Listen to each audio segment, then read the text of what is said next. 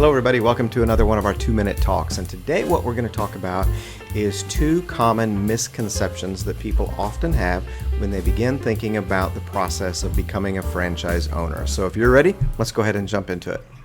So the first common misconception that I want to address in this video is the idea that franchise ownership is only available to the wealthiest people among us. The idea that you have to have $1 million or $2 million to invest in your franchise before you could even make that dream a reality. And though there is some truth to that with some concepts that do require an investment of that size, franchising is available to just about anybody who has a decent credit rating. Certainly doesn't have to be perfect, but a decent credit rating, some liquid capital available to them, and a willingness to follow a system to be successful with that franchise brand. There are franchise concepts out there that you can get into for as low as $10,000 all in. And then, of course, we do have those at the other end of the spectrum, much bigger investments.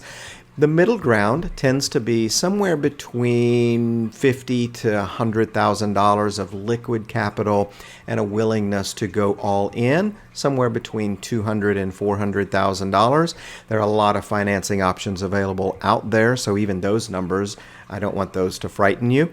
But hey, there's lots of opportunities regardless of where you are on the economic scale. As long as you have some financial stability and some money in the bank, we can make a franchise opportunity work for you.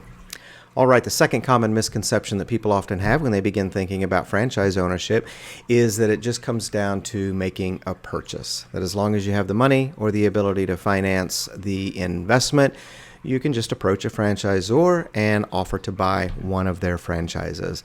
That is not at all how this works. Now, of course, there is an exchange of money, but here's where I want you to reframe franchise ownership from a consumer mentality to an award mentality.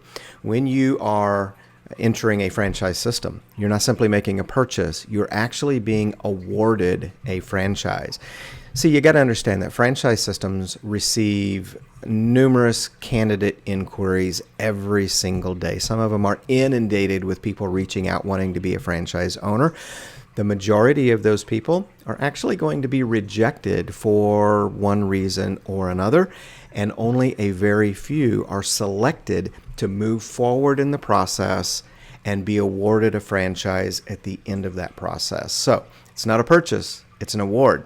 It's a privilege. You are being chosen whenever you submit your candidacy and are then offered a franchise at the end of the process. So that brings us to the question of the value proposition that someone like me or another franchise broker brings to you. We help guide you through that process to make sure that every step of the way you are putting your best face forward. You are presenting yourself in such a way that the franchise company looks at you and says, you know what, we got to have this guy or this gal in our network. They're going to be an amazing representative of our brand in their location.